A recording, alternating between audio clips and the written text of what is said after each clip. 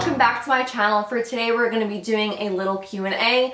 I asked you guys over on Instagram to send in some questions that you would like for me to answer, and I thought I would do things a little bit different. Throw up one last holiday video before the season ends, and instead of just sitting in front of the camera and answering your questions, we would tackle some gift wrapping. This way I get some things off my to-do list while getting a video up for you guys. So I wrote 20 of the questions here on my notepad. I would have liked to get to more of them, but you guys, one, I don't have the attention span to sit and watch a 40+ minute video of Q&As personally for me, so I feel like you guys would kind of be the same. And secondly, if you've watched my channel, you know I tend to ramble on quite a bit, so I'm going to try sticking to the answers as quickly as I can while I wrap the presents. Disclaimer, I'm not the best gift wrapper, so most of the items are just going to end up going into gift bags, but I do like to wrap at least one item, especially for the little kids, that I still like to get like at least one toy and then a clothing item for them so they have something exciting to unwrap. So chances are they're just going to shred into the wrapping, so they don't even care about aesthetic, so that's good for me. And we're just going to use some wrapping paper that I have like left over from last year. I have this bag here that I keep like all of the gift tags, bows, Christmas sacks and things like that I'll fill when I go to each of our family's house and all that good stuff. So without further ado, let's get wrapping, answering some questions. And if you're not yet subscribed to my channel, don't forget to hit that little subscribe button before you go so you don't miss out on all the upcoming videos that I have in the new year. So you're probably, I'm trying to see if I feel like you guys will see me wrapping best if I do kind of like a side angle. So I'm going to back it up just a little bit. Also, I stayed in my pajamas. I did my hair, did my makeup, and then by the time it got time to get dressed, I was just not about it. I was way too comfortable. So we stayed in my cozy pajamas, which honestly, this is how I gift wrap each year. Nice and comfy, minus the makeup and the hair. I usually have it up in a bun and a makeup-less, but for the sake of the video. Let me silence my phone. That would be a good idea. All right. Without any other interruptions. Okay, so actually before I dive into here, I think I'm just going to start wrapping some of the toys because those are just like boxed and it's easier to just get wrapping these, and then I'll put some of the clothing items that I'm going to be wrapping in boxes into some of the boxes that I have over here. So let's see, we have this snowman wrapping from last year that I have some left over that I can use. And I also have this gigantic roll that I got from Costco last year that we have plenty that we can use up for this year. And it's just like this silver with like metallic reindeers. I think I want to finish up this roll since I don't have that much left of it. This way we can toss that and won't have to take up space in my gift bag. And now let's go onto the notebook. You're just going to see me kind of looking back too, because that's where I have my notepad, where I'm going to be answering all of the questions that you guys sent in to me. So the very first question is, do you have any hobbies that we don't know about? Okay, so if you don't know, I am a mom to a 3-year-old. I'm halfway through my second pregnancy now. I'm due in April with another baby. So in that case, I would say my hobbies include going to Target, going to HOMEGOODS, things like that. We don't have time these days to do anything kind of just for myself, but it's all things I love, filming videos and stuff like that. Although it is like a job for me, it's also a hobby of mine that I enjoy doing.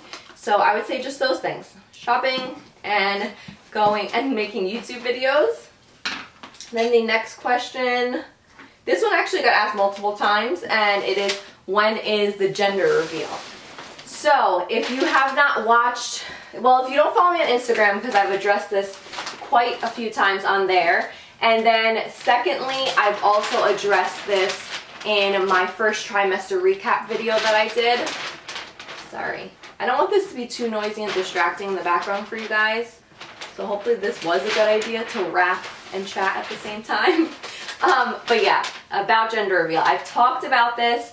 For Mila, we did a whole gender reveal. It's up on my channel. I think it was like 3.5 years ago, 4 years ago at this point that video went up.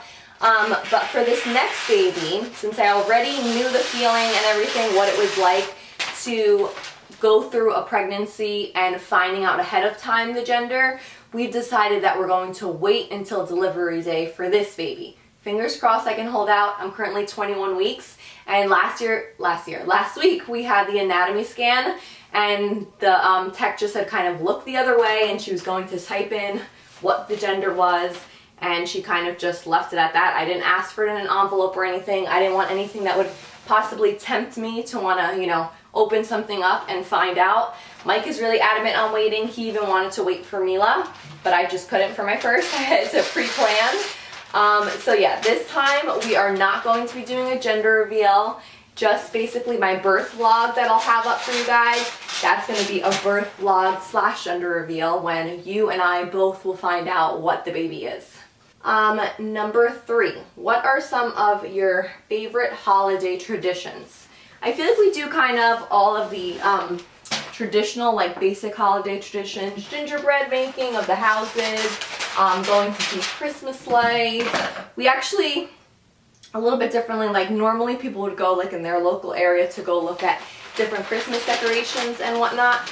But for us, when I was little, we actually lived in Brooklyn, and we used to be able, before it became like a really touristy site, at Diker Heights, you could go over there and you could still be in your car because, like I said, it wasn't bombarded with tourists at that point.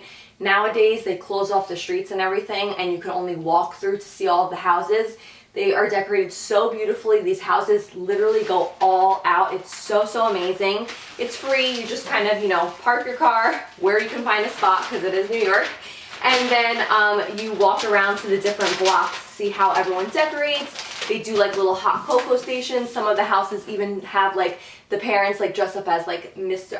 Santa Claus and Mrs. Claus and things like that. You can take pictures with your kids. So it's something really fun that I did as a child. And then when we moved to New Jersey, we stopped doing that tradition. And I want to say when I had Mila, then I decided that we would continue that tradition once again. So I told Mike about it, and that's when we looked it up and we found out that it now was like this really big thing for like tourists to do. And we decided to start going with her and bringing her every year, and of course like future kids and all of that stuff. But if I would have to say my favorite family tradition, it's probably that one, because it's something that I did as a child, and then now I brought the tradition into like with my husband, and now doing it with my daughter and our future kids. Question number 4 says, has morning sickness subsided? If you guys have been following me since the beginning of this pregnancy, you would have known I had horrible, horrible morning sickness, way worse than with Mila. I feel like with Mila, it was morning sickness that like, it would kind of come and go throughout the day, but I still was able to function. I went to work every single day and everything, you know, was fine. With this one, it was literally debilitating nausea where it was 24/7. There were days I couldn't get out of bed. I would throw up, and it just was not exciting at all. Very hard to do, especially with having a child now. Last time realized it was just Mila, and I can, if I wanted to lay down, I could, but this time it was a lot harder, and the nausea was just terrible. But thankfully, I want to say as of like a week and a half ago, it's definitely subsided. It's not 100% gone, but it's certainly subsided now where it's not 24/7. As you guys can see, I can like do things like right now I'm not nauseous. Before I'd be filming videos and I would be like nauseous in the middle of doing them. That's why I didn't do like as many, because I was just feeling too sick to film, and editing, being on the computer was of course making it worse and everything. But thankfully, yes, it has subsided, so hopefully in a couple more weeks it'll be totally gone. But even if it's not, honestly, it's not the end of the world. It's like every couple of days I'll get it, and it'll be for maybe like an hour or two. Nothing too terrible. Okay, now we have a problem, you guys. All right, because I'm talking, I wrapped this entire present, and I'm trying to remember right now who it was for and what it was. Okay, I think I know. So let me just get the gift tag out right now while it's fresh in my mind. So I found my gift tags. I remembered who this gift was for, so that's good. I need to focus a little bit better on multitasking. All right, for now I'm just gonna wrap and label, and then whatever, if I decide to add bows or anything like that, I can tackle that at the end or after this video. On to the next question. Let's see. Are you, number 5, are you / family from Portugal. So I get this question a lot, and that's mainly because of my last name, Teixeira, and it is indeed Portuguese, and that's because my husband, he is Portuguese, him and his family, they're 100% Portuguese. His parents were born and grew up in Portugal, and then when they were in their 20s, they got married, they moved here to the States, and they had my husband and his sister. So yes, that is where my last name comes from. So me myself, I'm not Portuguese, but my husband and his family are. Question is, ¿hablas español? And sí, yo puedo hablar español. Mi abuelito solamente habló español, entonces yo tenía que aprender cuando tenía como 3 años. Yo fui a Ecuador cuando tenía como 3 años y estaba ahí tal vez como 1 mes, 2 meses y aprendí a hablar español. Mi español no es perfecto, pero sí puedo hablar español. So yeah, if you understand Spanish, you would have understood what I said. And that person just asked if I speak Spanish, and the answer was yes. When I was 3 years old, my mom took me to Ecuador, and we were there for about like a month or 2, and she said right from then on, I was able to pick up Spanish. My grandfather actually did not speak any English whatsoever, and when we moved to Brooklyn, we lived really close by to him, and I went to the elementary school that was literally like 3 minutes from his house. So I would always have to go there after school. He would watch me, and I had no choice but to learn Spanish and be able to talk to my grandfather. I had to be able to speak it with him. And unfortunately, my grandfather did pass away about 7 years ago now. And since then, I will admit my Spanish has kind of gotten worse, only because, like I mentioned, I had to talk to him every single day in Spanish, so that was my way of like sharpening it and learning new words and kind of remembering. But now that he's not with us anymore, I don't talk Spanish at home. I don't really talk Spanish to my mom. She's pretty much Americanized at this point, although she did come here when she was only 8 years old. But yeah, I do have to get better at that because I would love for Mila to be able to grow up speaking Spanish. And we also want to teach her Portuguese. This way she can know all 3 languages from both her cultures. And we just think that's a great thing when she grows up in the future to have jobs and just kind of still have, you know, that background. I feel like unfortunately a lot of the times when you grow up in America, you just lose your background, your culture. Although both Mike's parents and, like I said, my mother were born in other countries, so it makes it a little bit easier for us to kind of keep the culture going and things like that. And I feel like Portuguese and Spanish people were very much where, like, we don't want to, we of course want to become Americanized and everything like that, but we still want to keep with our culture and make sure that we don't lose any of that, especially the language. It's so helpful, like with finding jobs and going to school and all of that stuff for when they're older. Okay, I answered that a lot more in depth than the question was, but the next one, number 7, what motivated you to start YouTube? So I started YouTube years ago, you guys. Back when I was in college, and it was all about like the beauty and the makeup, and I was really into that, and I had a lot of time to do all of that, and that's what my channel was about. It was like doing makeup and tutorials and all of that. But then I was not consistent with it. Like I said, I was going to college. That was pretty much, I just saw it like as being a hobby, having fun with it. And then when I had Mila, I became a stay-at-home mom, and that's mainly because my darling daughter never would take a bottle. So she was exclusively breastfed for 16 months, and literally I tried everything possible, every bottle possible. I would leave her for like hours with my mother-in-law or my mom to see that she would just eventually take the bottle, and she wouldn't. I would pump breast milk into bottles and just nothing worked. So I became a stay-at-home mom. And I knew that I wanted to be able to still bring in some income for my family. I always like to have, you know, some of my own money, not just rely on my husband for everything. So that is what motivated me to start doing YouTube more full-time and dedicating and being consistent to it. And then I, of course, got a larger apartment because we had a baby. We were in a 1-bedroom apartment in a 3-family home that we still own today. We moved down to the first floor because that was a 3-bedroom, and I turned one of the rooms into my office, like filming area, And then I got really into decorating my home and doing all of that fun stuff. And you guys seem to really, really love when I started sharing all of like the home decor and that whole process. So that is how this channel kind of got established and becoming more like lifestyle, home, motherhood, a mix of like all of that stuff that I feel you all really enjoy and I really love filming. So I found a passion in that kind of still keeps me motivated to making videos and doing things that you love watching, and just pretty much things that I do as a mom, as a wife, and a homeowner, and all of that stuff. How did you pick your daughter's name? Okay, so like I said, for Mila, we did the whole gender reveal. So we knew we were having a girl. We knew we could narrow it down. I felt like we had like kind of boy names we were playing around with. But for girls, I wasn't too sure what I wanted. And then I decided that I did want to do a girl name with the letter M, because Michael, I thought that would be nice. And originally I loved the name Michaela and Madison. Mike absolutely hated that. Michaela, I was going to spell it like Michael with an A at the end. I thought that was unique and special, but he was not about it. And then Madison, he just absolutely hated it. I don't know why. So that name was kind of out the window. And then I came across Mila, and I had never seen that name before. Of course, the famous actress like Mila Kunis, everyone kind of knows her.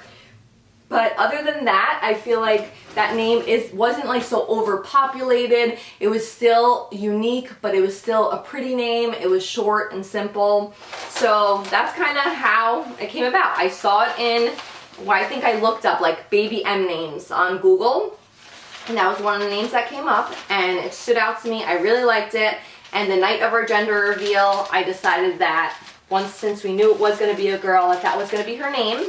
And my mom's middle name and my husband's mom's middle name is Elena. So her name is Mila Elena, named after both of her grandmothers. So I thought that was really unique. I couldn't go with any other middle name, because what are the odds that your mom and your mother-in-law share a middle name, and now your daughter could share that same middle name. So that's why her name, Mila Elena, came about.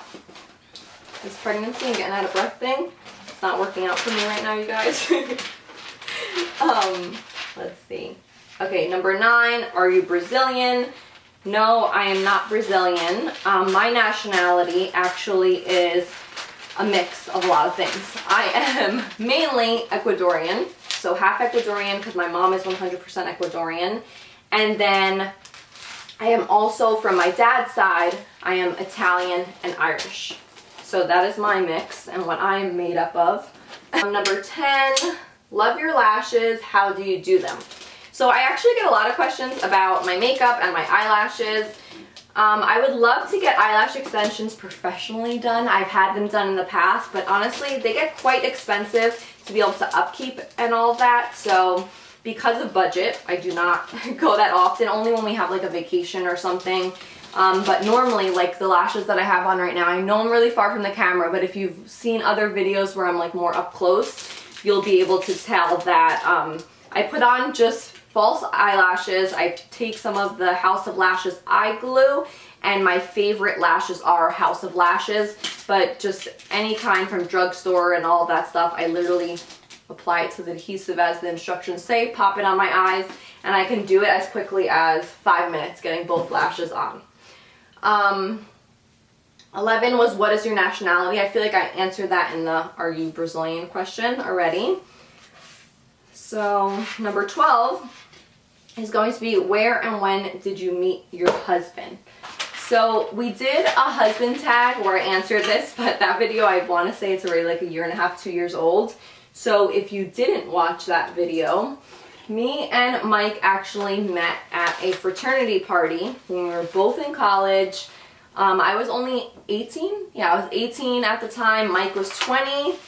And that answers the when. So back in 2007, we started dating. So we've been together for almost 13 years now. Quite a bit of time. And you would have never thought that we met, yes, at a college fraternity party. That wrapping. So I'm going to switch over to the next one, because the rest of these presents won't wrap in that.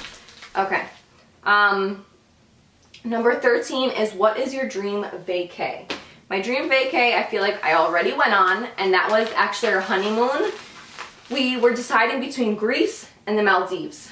I couldn't decide, so we decided that we were gonna throw it into a hat, and whichever piece of paper came out, we put like, I believe it was like 10 pieces of paper for Greece, 10 pieces of papers for the Maldives, and the Maldives won. So we were so excited that it did, because honestly, now looking back later in life, we see that you honestly cannot take a vacation like that with kids. So we would have had to wait till we were like in our 40s to be able to do that vacation without kids. The flight is crazy long. You first have to fly from New Jersey to Dubai, then from Dubai to Maldives. When you get to Maldives, depending what resort and like private island you're staying in, you have to take a boat to there. So it's definitely not kid friendly, at least if you're traveling from as far as we were.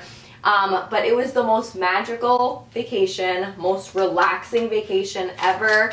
The water is like unreal. Those things that you see on Instagram of pictures from the Maldives, it's really that amazing and that beautiful in real life. The pictures definitely show how gorgeous it is. I have tons of photos from our honeymoon stuff. Maybe I'll post some to my Instagram, some like throwback Thursday pics from that.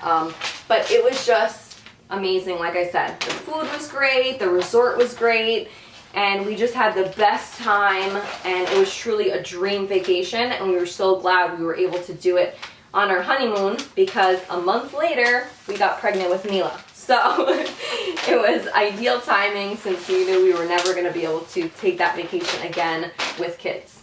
Next question is, how many kids do you want? Okay, so I was always about just having 2 kids. We have Mila, our 3-year-old, and we have baby number 2 on the way. They're gonna be 3 years and 11 months apart. And I feel like whether it was a boy or girl, I was kind of done. I felt like I would be happy with 2. But Mike is pretty adamant that if it's another girl, that he is dying to have a boy. And he really, really would like to try for number 3. But at the end, it's all going to come down to me, because I did not have the easiest labor and delivery with Mila. So we're going to see how it goes this time around. My doctor does not want me to go full term, so I'm probably going to be induced a week early than my expected due date if I don't naturally go into labor. With Mila, she was born on her due date, so I'm not expecting to go past that, of course. Just naturally my body, I feel like if hopefully, because I went on time with the first, the second should either be on time or early, because I really don't want to get induced. Just from family members that have been induced, I've heard not so great things about it. So if I can avoid that, I would like that. And he's just saying, my OB, that second babies tend to be bigger. Mila was 8'1", so for my size of frame, he felt like that was pretty large. That comes from my dad's side. Our Tarpy genes always have big babies. My aunts had like 10-pound, 11-pound babies, and the one that was 10 pounds was vaginally delivered. So yeah, it's definitely big babies in the genes, and it is not easy and really honestly dangerous to deliver a baby that large vaginally. So my doctor also said if it's a boy, that chances are it'll be bigger as well. So we have to kind of look at all of those things, and of course he knows the gender, not me, so he'll be able to determine what's best and if we should go be induced and how early and all of that. But yeah, as far as children, I think I'm good with 2. I'm not someone that likes to put too much on my plate, so I would like to see what life is like first with 2 kids. And of course, if it's a boy, then Mike is done. He's done with me. But if it happens to be another girl, he really would like to try for number 3. So I'm just gonna take it as it comes, kind of see how it is having 2 kids and juggling, you know, that. But I feel like I'm pretty sure that I only want 2 kids at this point. The next question is, how are you guys able to move into a new house?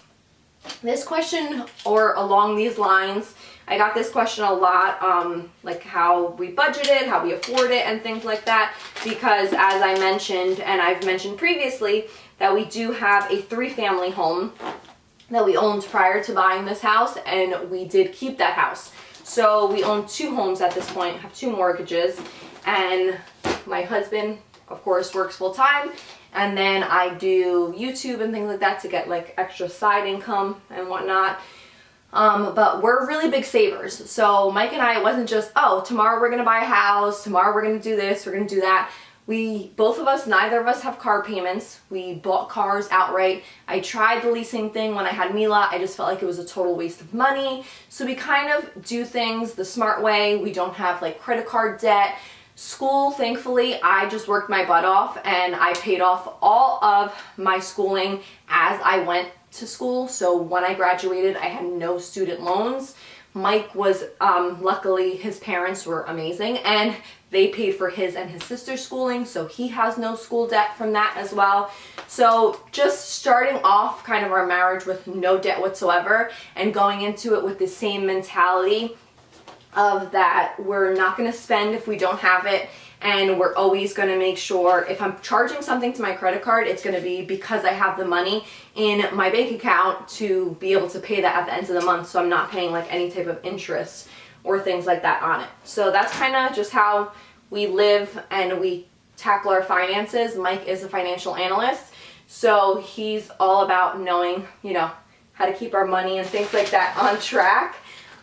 So that's been really great for us, and that is how we were able to buy the house that we have now. Just really saving and sticking to our budget and all that stuff. If you really just kind of stick strict to yourself, you can definitely make things like that more attainable. To do like an in-depth video, you guys, like how to save for a house, how to budget to buy your first home and all of that. I feel like that would be helpful also for a lot of you. So let me know down in the comments if you would like to see a video like that. Number 16 is, have you and Mike picked baby names, and would you let Mila pick a name?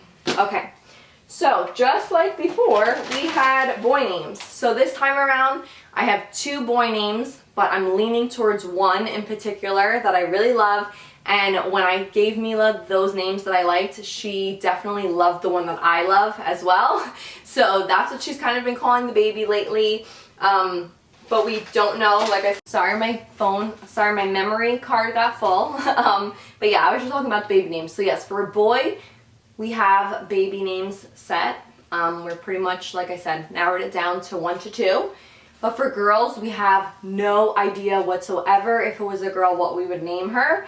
So if you have any ideas, let me know in the comments. And I do plan on doing a video on like baby names we love but won't be using kind of thing, or maybe using, to share with you guys, because I do have lists for girls and lists for boys, but we're not particularly sure. We may be using them, but most likely not.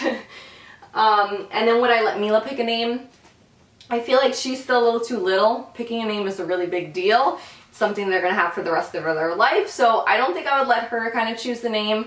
When I first told her I was pregnant in my announcement, if you saw here on YouTube, she automatically said it's a baby Luke. She was convinced it's a baby boy, and she won't let anyone tell her different.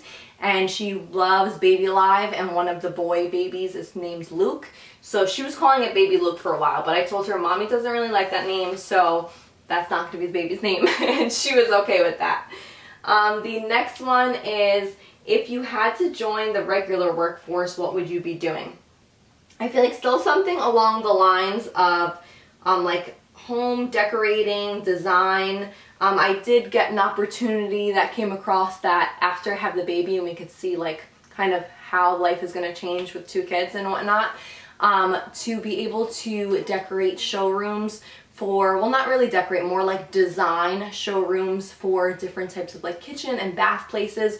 So do kitchen displays, bathroom displays, to be able to give the client's vision on what they're looking for. I feel like a lot of people are visual. I know I am. So if you walk into a place where you see their showroom is decorated in different types of like aesthetics and styles, and you could pinpoint and be like, that's exactly what I want. I'll purchase that tile. I'll purchase this faucet and all of that stuff. So yes, an opportunity like that did arise and come to me.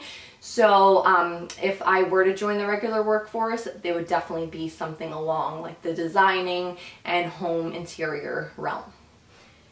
Then it says, that one was like a 4-part question. So that was the first part. Then, have you had a job outside of YouTube. And yes, before I had Mila, my mom owns her own entertainment business for children, so that's what I was doing. I went to school to be a teacher. I started working for my mom's business since it's, you know, with kids. I was able to develop like a summer program for that and all of that. And then I literally worked up until the day I went to the hospital and gave birth. But that is what I was doing prior to doing YouTube. So it was event planning, all of that, like a little bit of summer programs and whatnot, but all has to do with like working with children. Then the next one part of that was, does only your income go to home decor, and does your hubby think you spend too much on home decor? I would say yes, all of our home decor I buy myself. Unless it's like our large furniture items, so then me and Mike will be like, okay, you're gonna purchase living room sofas, I'll purchase the dining room table. We'll kind of, you know, take turns on more larger home purchases. But as far as like the decorating, the smaller decor items, things for like Mila's room and all of that, I will go ahead and anytime I'm in HOMEGOODS and I see things that I like, I'll just kind of pick up, and I of course use my own money for that. Mike, no, he does not at all think I spend too much on that. I know because I do these kinds of videos, you guys may feel like, oh, she purchased this new and that's new. One, we just bought a house that's like double the size of the apartment that we were living in prior to, so there's a lot more space that we need to fill. So I've had to purchase more home decor than I normally, of course, would have in a smaller space. But then secondly, like I said, we're very budget friendly. So one month I may spend $200 to $300 on home decor, and then next month I'll only spend like $20 because I'll know that I already, you know, allotted that money last month, and then this month I kind of gotta take it easy and not go to too many Target and HOMEGOODS runs for that month. 18, let's see, is your real father in the picture? Yes, my real father is definitely in the picture. My parents divorced when I was just 3-4 years old. But I always remained having a close relationship with my dad. When I was younger, of course, me and my dad were super, super close. I was definitely like a daddy's girl. He would pick me up every weekend, although we then lived in Brooklyn and he still lived in Jersey. But we remained very close still. Then he actually got remarried when I was 16, I want to say. Yeah, when I was like 16. And you guys know those teenage years and everything. Things got a little crazy where we drifted apart a bit. He got remarried. He actually has 2 other kids, which Mila, she is obsessed with my younger sister, who's only 8 years old. Shay, I'm sure you guys, if you watch vlogs, you've seen and heard about her. But I just love the relationship they have. And since having Mila, me and my dad and stuff have gotten, once again, really close because, like I said, his kids just get along amazingly with Mila, and I'm sure with the baby to come as well. How did you adjust? I think this is going to be the last present I wrap and the last question I answer because I think this video is well over 30 minutes at this point. How did we adjust to having a newborn? So this was a question asked basically, you know, when we first had Mila. And I feel like when we had Mila, the hardest thing about becoming new parents, me and Mike did have a tough time in the beginning, and it was just adjusting as far as like our families being involved and seeing like what roles different family members would play in our new baby's life, and Mike kind of, you know, wanting to listen to things that like his mom would tell him, and then I was like, no, but I'm my daughter's mom and I want to, you know, do things my way. So I feel like that caused a little bit of a struggle, as I feel like with any new mom, to be honest. You always are going to get people telling you what you should do, what they think is best, what worked for them. But at the end of the day, you guys, you're the mom. You definitely have those mommy instincts. And I would say just go with what you feel is best for your life, your child. It took a couple of months for Mike to kind of get that, especially because I wanted to breastfeed. And his mom and his sister, none of them ever breastfed, so something I feel like more like foreign to them. So his mom would be like, oh, the baby's starving, she's not eating, and then that would stress me out because I'd, you know, wonder if that was true, but then I'd go to her pediatrician and they'd say she's, you know, gaining weight beautifully. And just a little more research Mike would do, and then he would see, you know, our parents, they're older, so they have more like old school way of thinking, and there's things that have evolved and changed from when he was a baby, of course. And him just really trusting me as his wife and as the mother to his child and, you know, children, that now the second time around, I feel like the adjustment won't be as hard because he will just kind of trust in what I feel is best for our kids. And it's just a learning curve. You, of course, are going to feel like your mother is going to know more because they've, you know, parented for so many years and had so many children and whatnot. And you as a new parent, he probably thought, how would I know anything about, you know, having kids since I've never done it before? But after that, like, kind of getting used to everyone kind of knowing their place, kind of knowing what things will upset me and trigger me, and kind of just balancing all of that, knowing each other's personalities. You get to know a lot more when you first have a baby. I feel like once that balances out, then it definitely becomes easier. So that was the hardest part for me when it came to adjusting to having a newborn for both Mike and I. Yeah, I think that's it for the gift wrapping.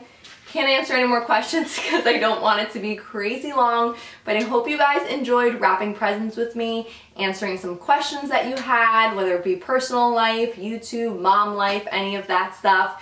Be sure to let me know down in the comments if you would like me to do another Q&A and you have more questions, and I will be happy to film that for you guys. I hope you all have a very happy holiday spent with you and your loved ones, and I will talk to you guys in my next one. Bye!